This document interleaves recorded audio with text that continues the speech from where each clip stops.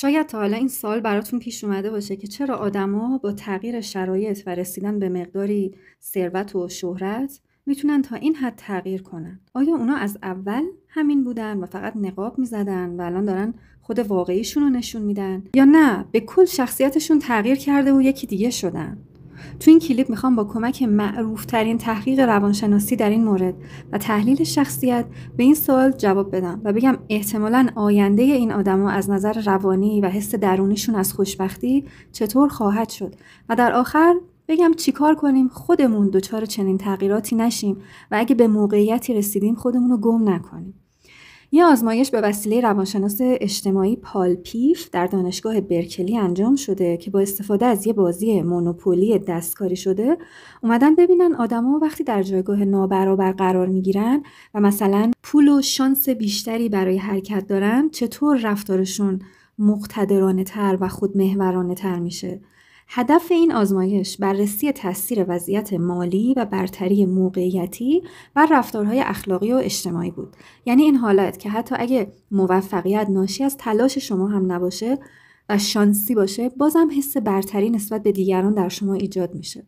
تو این آزمایش شرکت کننده ها به طور تصادفی با استفاده از یه سکه به دو دسته تقسیم شدن: بازیکن ثروتمند و بازیکن فقیر. اون بازیکن ثروتمند با پول بیشتر و شانس حرکت بیشتر، چون بهش 2 تاس داده بودن، در حالی که به بازیکن فقیر 1 تاس میدادن، در جایگاه برتری قرار داشت. چیزی که دیدن این بود که بازیکنان ثروتمند احساس حق به جانبی، سلطه و برتری بیشتری نسبت به حریف داشتن. رفتارهایی مثل غرور و کاهش همدلی نشون میدادن. مثلا دیدن بازیکن غالب چوبشور بیشتری میخوره، بیشتر برای پیروزی‌هاش که همه هم شانسی بودن جشن میگیره و کمتر و کمتر به گرفتاری‌های طرف مقابلش حساسیت نشون میده. حتی موفقیت‌های مادیش رو بیشتر نمایش میده تا نشون بده چقدر خوب بازی کرده، بدون اینکه هیچ همدلی نسبت به طرف مقابلش داشته باشه. و هرچی هم از بازی میگذشت، اون بازیکن غالب‌تر گستاخ‌تر میشد. وقتی آخر بازی از بازیکن‌ها خواستن در مورد تجربهشون در طول بازی صحبت کنن، بازیکن‌های برنده شروع می‌کردن توضیح بدن که چرا در این بازی برنده شدن و چی کار کردن و چه هوشمندی‌هایی از خودشون نشون دادن، بدون توجه به تفاوت خصوصیات موقعیتیشون از اول نسبت به بازیکن دیگه که در اختیارشون قرار گرفته بود. حتی بدون توجه به اینکه از اول به طور تصادفی و فقط با انداختن یه سکه بود که تصمیم گرفته شد اونا پولدارتر باشن و تو موقعیت برتر قرار بگیرن. و این نشونه بزرگی از اینه که چطور ذهن ما برتری ها رو درک میکنه. یعنی موفقیت حتی اگه ناشی از شانس هم باشه، باعث میشه آدما خودشون رو شایسته تر ببینن و موفقیت رو به تلاش هاشون نسبت بدن. یعنی حتی موقعیت موقتی ما توی بازی دستکاری شده و ساختگی هم میتونه احساس ما رو نسبت به خودمون و بازیکن دیگه تغییر بده، چه برسه به وضعیت‌های پایدار و واقعی زندگی. از این بازی نتیجه گرفتن که وقتی سطح ثروت یه نفر زیاد میشه، حس دلسوزی و همدلی اون آدم هم کم میشه و حس حق به جانب بودن، احساس شایستگی و طرز فکرهای مشابه خودشیفتگی هم در اون آدم بیشتر میشه. و حتی این احتمال بیشتر میشه که آدمای پولدارتر طمع رو چیز خوبی بدونن و خودشیفتگی رو جذاب و اخلاقی. Are you serious? Yeah. I have 3. I know I need it somewhere. Started to move around the board louder, literally smacking the board with their piece as he went around. We were more likely to see signs of dominance and nonverbal signs of display. I don't know.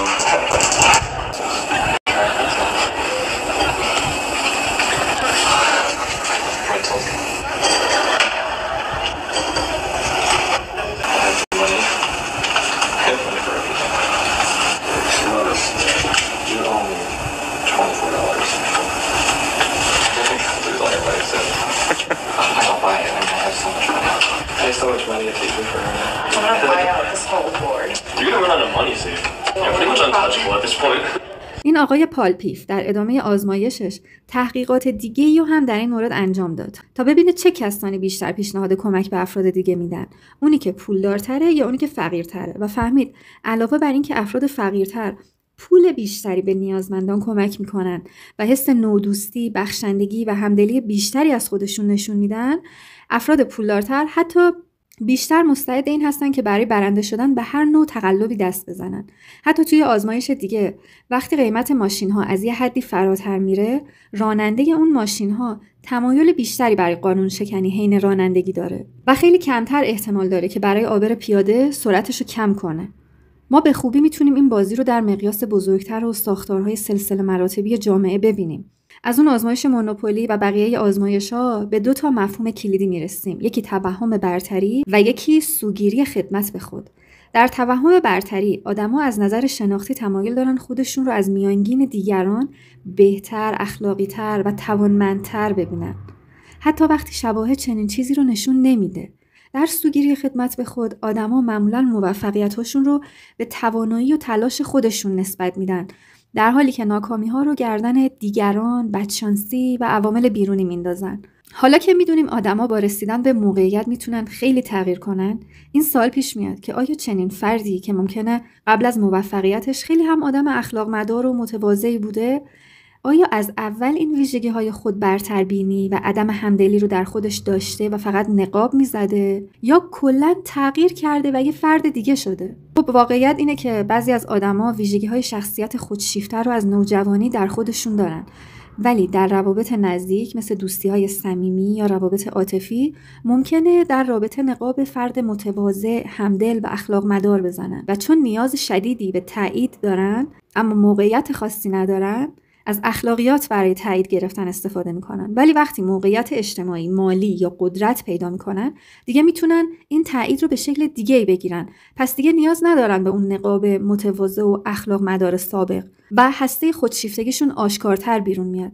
ولی احتمال تغییر تدریجی شخصیت هم اینجا وجود داره. یعنی امکانش هست که فرد واقعاً در ابتدا مهربونتر، صادقتر و همدلتر بوده، ولی با ترکیب چند عامل محیطی تغییر کرده. چون واقعاً قدرت و ثروت و محیط خانوادگی یا اجتماعی که ارزش زیادی برای نمایش اون قدرت و ثروت قائل باشه، همراه با سبک شخصیتی آسیب پذیر میتونه باعث بشه آدما با تغییر شرایط به کل تغییر کنن. این سبک شخصیتی آسیب‌پذیر یعنی کسی وقتی تحت فشار یا در موقعیت بزرگ و خاصی قرار میگیره، برای دفاع از آسیب‌پذیری درونیش به راحتی تغییر موضع یا تغییر رفتار میده تا از منافعش دفاع کنه. واقعیت معمولاً یک ترکیبی از عوامل مختلفه. پس به احتمال زیاد در شخصیت این افراد از اولش هم بذرهای خودشیفتگی مثل نیاز به برتری و تحسین و تایید وجود داشته، ولی این خودشیفتگی به صورت پنهان بوده. بهش میگیم اختلال خودشیفتگی پنهان یا چراغ خاموش، و خودش رو به خاطر شرایط به صورت همدلی، اخلاق مداری و حمایت از دیگران نشون میداده تا از این طریق تایید رو دریافت کنه یا حس قدرت و کنترل روی دیگران داشته باشه. ولی وقتی همین آدم به قدرت، شهرت یا ثروت میرسه، خیلی تدریجی اون نقاب اخلاقی که در واقع پشتش نیاز به تایید طلبی بیش نبوده کنار میندازه.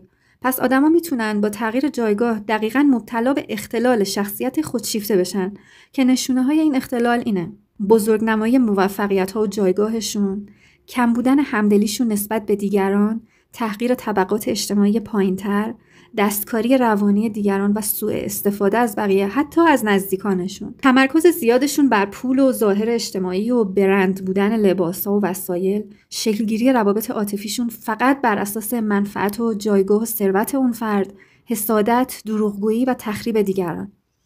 حالا می‌خوایم سیر تحول این افراد گم شده در قدرت و ثروت رو از نگاه جامعه شناسی، روانشناسی، حتی تاریخی پیش بینی کنیم. همونطوری که قبلا گفتیم، آدمایی که نیاز به تایید زیادی دارن ولی موقعیت خاصی ندارن، با نمایش اخلاق مداری و قهرمان زندگی دیگران بودن سعی میکنن این تایید رو به دست بیارن. ولی همین آدما اگه به موقعیتی برسن برای اثبات خودشون و کنترل بر دیگران، نیازشون به اخلاقیات کمتر میشه و دیگه به راحتی با پول و قدرت میتونن دیگران رو کنترل و حتی تحقیر کنن. این در حالیه که در این افراد از اولش هم سایه دستکاری دیگران و استفاده ابزاری از روابط و احساسات وجود داشته. این آدما وقتی به قدرت میرسن، تمام موفقیتشون رو ناشی از شایستگی خودشون میدونن. از اون بر تمام اشتباهاتشون رو به گردن رفتار دیگران میندازن و دروغ پردازی و تحقیر زیادی هم از خودشون نشون میدن. این افراد ممکنه حتی دچار خشم و بدبینی زیادی هم نسبت به اطرافیان بشن.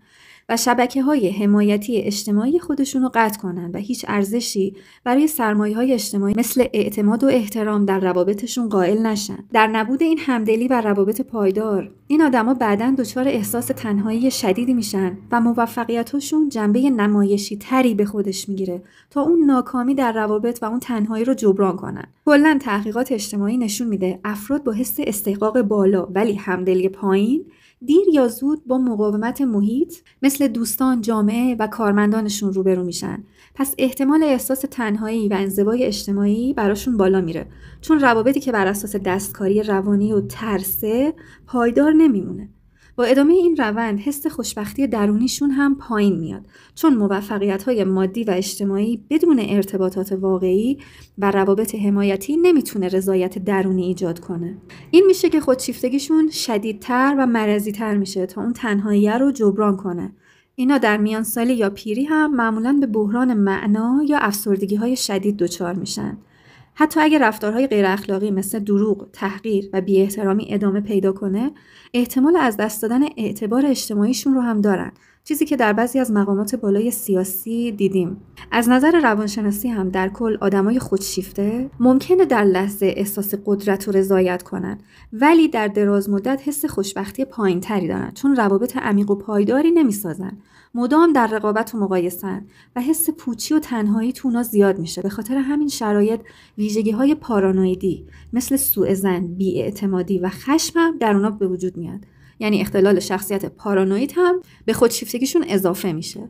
نمونه تاریخی این سیر تحولی رو مثلا در نادرشاه افشار میبینیم. البته درسته که ما هممون خیلی وامدار نادرشاه هستیم، ولی متاسفانه این پادشاه بزرگ وقتی به قدرت و پادشاهی رسید خودش رو شاه جهان میدونست و به شدت نسبت به اطرافیانش مشکوک بود که دارن بر علیهش توطئه چینی میکنن.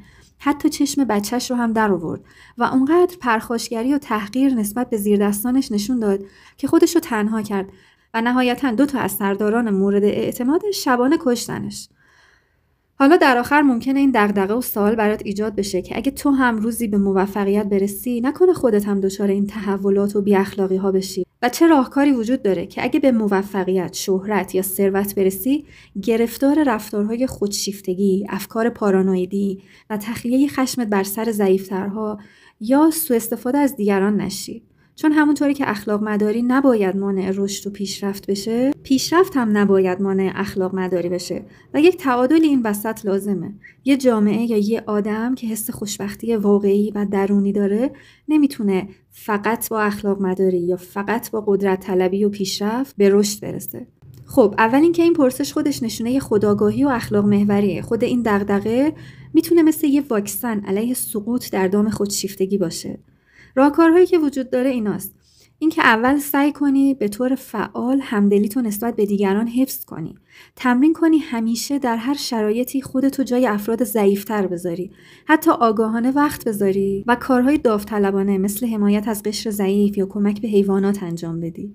این کارا مثل ورزش عضله همدلی رو تقویت میکنه و نمیذاره تحلیل بره. دوم اینکه سایه‌هات رو بشناسی که این باعث خودآگاهی میشه. هر کدوم از ما سایه میل به قدرت، تحقیر دیگران و دروغ گفتن رو داریم.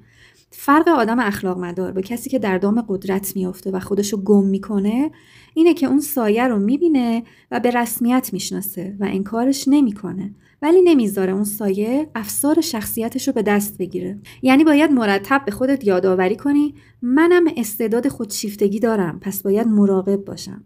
سعی کن آدمای صادقی رو در نزدیکی و صمیمیت با خودت نگه داری، چون یکی از بزرگترین دلایل سقوط آدمای موفق نبودن آدمهایی در اطرافشونه که بهشون حقیقت رو یادآوری کنه و مثلا بگی چقدر تغییر کردی. سعی کن دوستانی رو اطرافت داشته باشی که مطمئنی ازت منفعتی نمیخوان و میتونن اگه مغرور شدی بهت تذکر بدن. سعی کن پیوندتو با معنا حفظ کنی، نه فقط با پول و موفقیت بیرونی. یعنی اگه معنای زندگی رو فقط در پول و شهرت ببینی، احتمال خودشیفتگی بالاست. ولی اگه معنا رو در چیزهایی مثل کمک به دیگران، رشد درونی و حمایت از آدم‌ها و حیوانات آسیب دیده یا ایجاد کردن یه تغییر بزرگ و سازنده در دنیا بدونی، این موفقیت تو فقط یک ابزار میشه، نه یه هدف. و در آخر اگه به قدرت یا موقعیت رسیدی، دوستای قدیمی و ضعیف‌تر تو هیچ وقت کنار نذار، چون تماس با اون نمیذاره واقعیت اجتماعی و تجربه آسیب پذیری رو فراموش کنی.